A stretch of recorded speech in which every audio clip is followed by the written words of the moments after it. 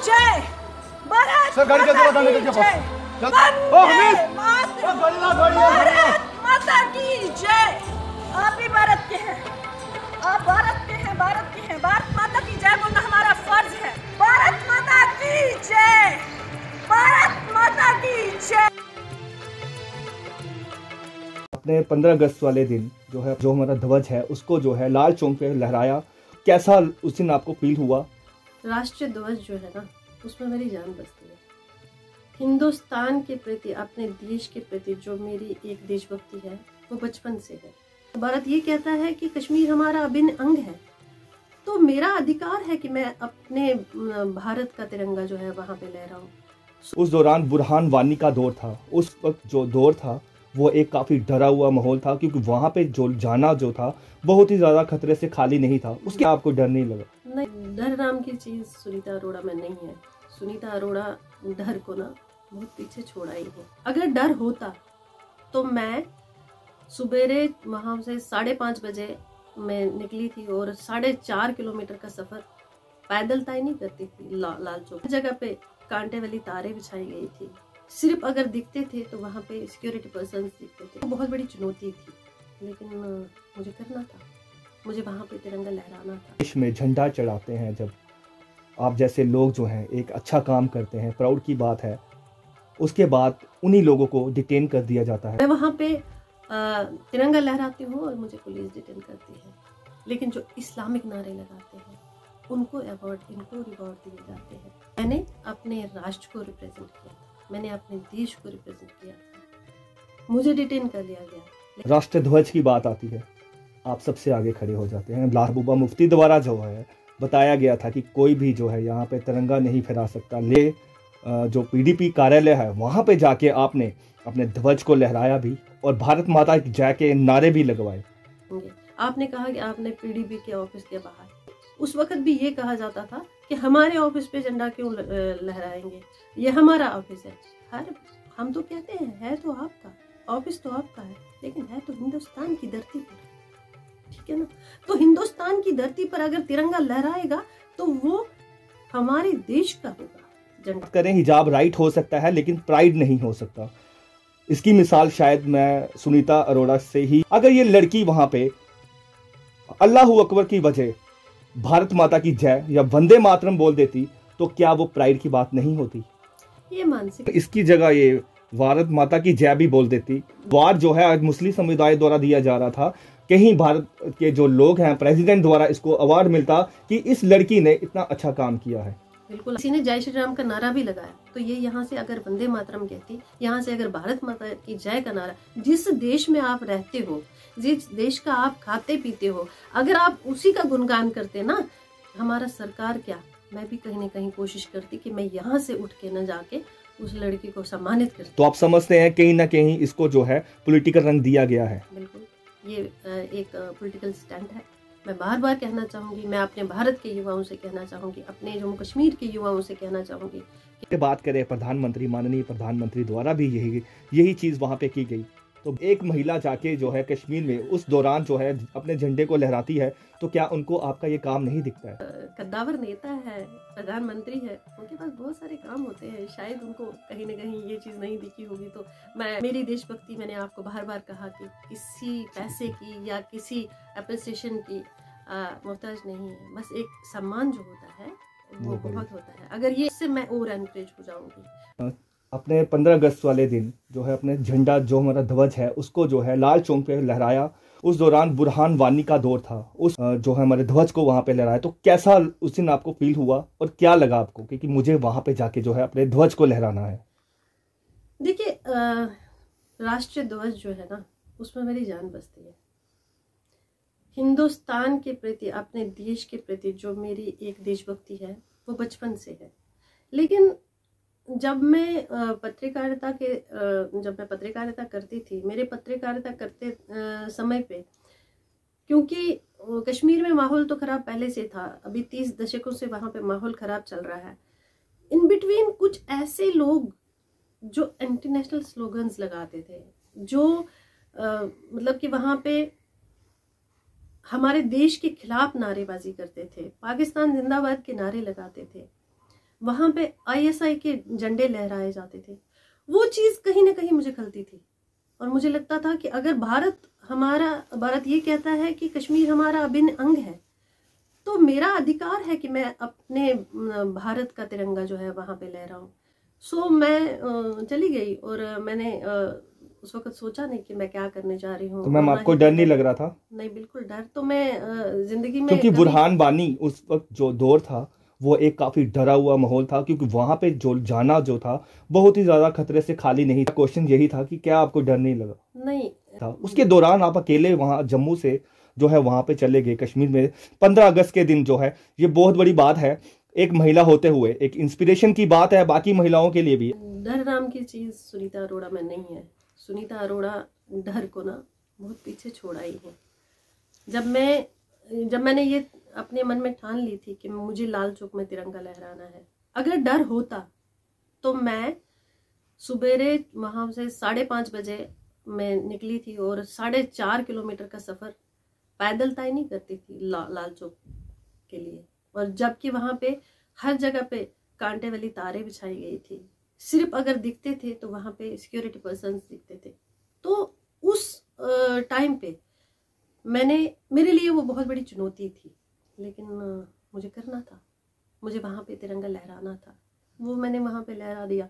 और आज जबकि निकाब का बहुत बड़ा इस वक्त चल रहा है मुद्दा, तो हर पत्रकार, हर बुद्धिजीवी मुझसे यही पूछते हैं कि यार तुम्हारी वो जो तिरंगा लहराना है वो इस वक्त याद आ रहा है कि क्या मतलब एक अकेली महिला जाती है और उस जब बुरहान वानी की बरसी का दौर चल रहा था, वहां पे कोई बाहर नहीं निकल रहा था, कर्फ्यू लगाए गए थे, हर तरफ से जो हर तरफ सुरक्षा प्रबंध जो थे चाक चौबंद थे, और उन चुनौतियों को पार करते हुए आप वहां पहुंची थी। देश में झंडा चढ़ाते हैं जब आप जैसे लोग जो हैं एक अच्छा काम करते हैं, प्राउड की बात है, उसके बाद उन्हीं लोगों को डिटेन कर दिया जाता है।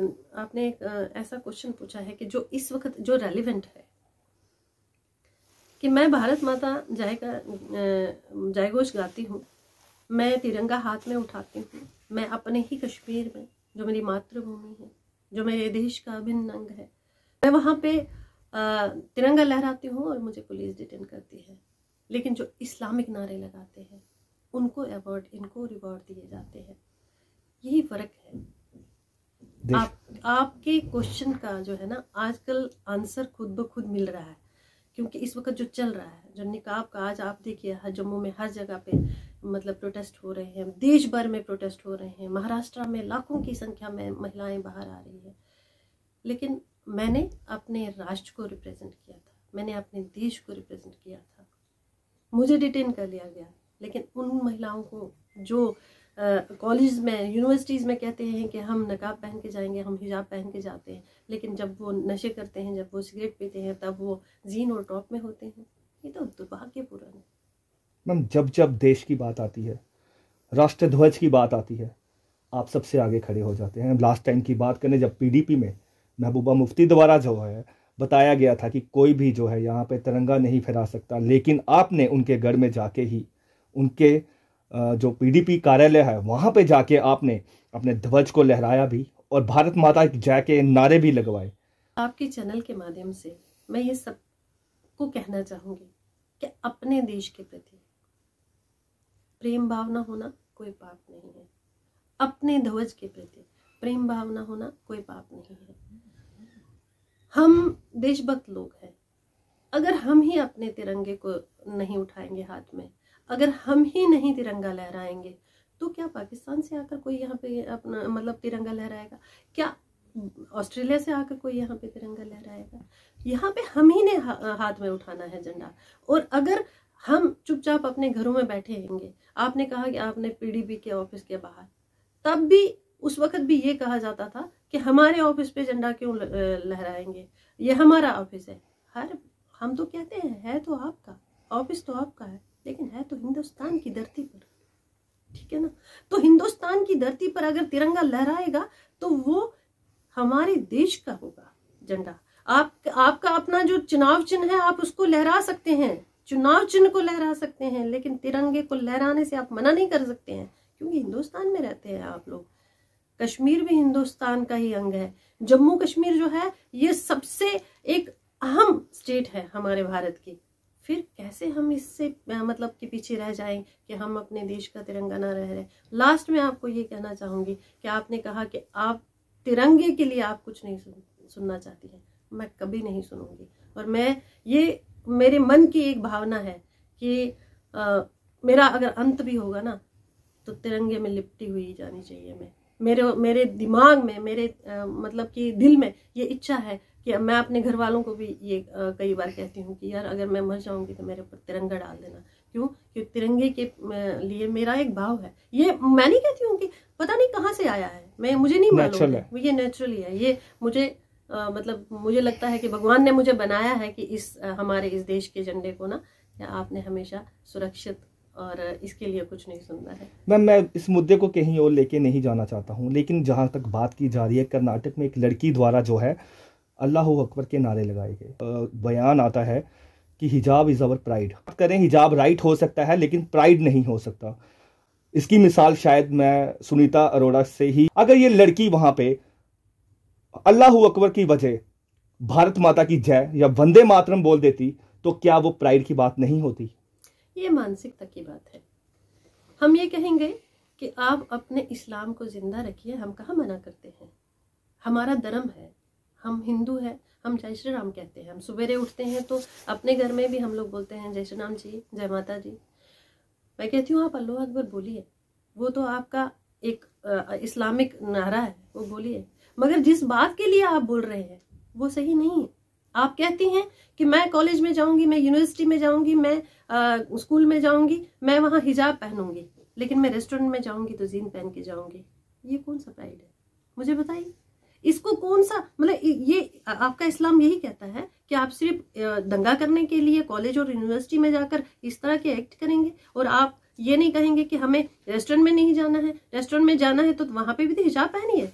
रेस्टोरेंट में आप जीन पहन के जाते हैं, आप नशा करती हैं, आप सिगरेट पीती हैं, तब आपको हिजाब नजर नहीं आता है। आप इस तरह के जो एक्ट करते हैं ये बिल्कुल सरासर बेबुनियाद है। मैं इसको सिरे से खारिज करती हूँ। मैम, इसकी जगह ये भारत माता की जय भी बोल देती बिल्कुल, तो ये बात कहीं से कहीं चले जानी थी। इस लड़की को रिवार्ड जो है आज मुस्लिम समुदाय द्वारा दिया जा रहा था, कहीं भारत के जो लोग हैं प्रेसिडेंट द्वारा इसको अवार्ड मिलता कि इस लड़की ने इतना अच्छा काम किया है। बिल्कुल, आपका कहना बिल्कुल सही है कि अगर ये वहां पे उस कॉलेज में अगर जब वो जय श्री राम के नारे, अगर उनके सामने किसी ने जय श्री राम का नारा भी लगाया तो ये यहाँ से अगर वंदे मातरम कहती, यहाँ से अगर भारत माता की जय का नारा, जिस देश में आप रहते हो, जिस देश का आप खाते पीते हो, अगर आप उसी का गुणगान करते ना, हमारा सरकार क्या, मैं भी कहीं ना कहीं कोशिश करती कि मैं यहाँ से उठ के न जाके उस लड़की को सम्मानित करती। तो आप समझते हैं कहीं ना कहीं इसको जो है पॉलिटिकल रंग दिया गया है? बिल्कुल, ये एक पॉलिटिकल स्टंट है। मैं बार बार कहना चाहूंगी, मैं अपने भारत के युवाओं से कहना चाहूंगी, अपने जम्मू कश्मीर के युवाओं से कहना चाहूंगी कि इस वक्त यूथ को टारगेट किया जा रहा है। तो यही कहना चाहूंगी कि मैं सुनीता अरोड़ा, एक नेशनलिस्ट, एकजुट जम्मू की महिला संगठन की प्रधान, आप लोगों के लिए हमेशा कार्य करने को तैयार है। आप हमारे साथ आइए, हमारे साथ मिलिए, अपनी परेशानियों को बताइए, हम शाना बशाना होकर आपके साथ हैं। हमारे एकजुट जम्मू के जो प्रधान हैं अंकुश शर्मा जी, वो तो तत्पर रहते हैं इस बात के लिए कि मुझे यूथ का साथ देना है, मुझे जम्मू की लड़ाई को लड़ना है, तो हम तैयार हैं इसके लिए। मैं आपके माध्यम से ये कहना चाहूँगी कि हमारा कांटेक्ट नंबर ले लीजिए, हमारे प्रधान का कांटेक्ट नंबर, हो सके तो पार्टी को ज्वाइन कर लीजिए, क्योंकि ये आपकी पार्टी है, ये जम्मू की पार्टी है। मैम, जैसे बात की जाए 15 अगस्त के दिन आपने जो है कश्मीर में जाके जो है अपने झंडे को, ध्वज को फहराया। वहीं पे बात करें प्रधानमंत्री, माननीय प्रधानमंत्री द्वारा भी यही चीज़ वहाँ पे की गई। महिला जाके जो है कश्मीर में उस दौरान जो है अपने झंडे को लहराती है, तो क्या उनको आपका ये काम नहीं दिखता है? मुझे मैं इतने बड़े हमारे कद्दावर नेता है, प्रधानमंत्री है, उनके पास बहुत सारे काम होते हैं, शायद उनको कहीं ना कहीं ये चीज़ नहीं दिखी होगी। तो मैं कहीं से भी किसी को ब्लेम नहीं करना चाहती हूँ, लेकिन उसके बावजूद भी मेरी देशभक्ति, मैंने आपको बार बार कहा कि किसी पैसे की या किसी अप्रिसिएशन की मोहताज नहीं है। बस एक सम्मान जो होता है वो बहुत होता है। अगर ये सम्मान, मतलब मुझे ये सम्मान ही दिया जाता ना, तो मेरे लिए वही बहुत है। मुझे उससे मैं और एनकरेज हो जाऊंगी। मैं तो ये कहती हूँ कि हमारे जो जवान है, हमारे सरहदों पे जो जवान है, कभी अगर हमारे देश पे ऐसी विपदा आएगी तो शायद मैं सब कुछ छोड़कर ना उनके साथ काम करूंगी अपने देश के लिए। वो एनकरेजमेंट कहाँ से मिलती है? वो एनकरेज मिलती है कि हमारे देश के नेता, हमारे देश के लोग, हमारे देश के युवा, हमारे देश का बच्चा एनकरेजमेंट देता है, तो उससे वो भावनाएं और उजागर होती है। खैर, मैं फिर भी धन्यवाद करूंगी सब क्या, मैं धन्यवाद करूंगी अपनी पूरी हिंदुस्तान की जनता का, जिन्होंने मुझे इतना सराहा। ये काफी है। चलो ma'am, thank you so much. आपसे बात करके बहुत ही अच्छा लगा। लग रहा कि प्राउड मोमेंट हमारे लिए, हमारे चैनल के लिए, कि आप जो है हमारे चैनल में अपना इंटरव्यू दिया आपने। Thank you so much ma'am.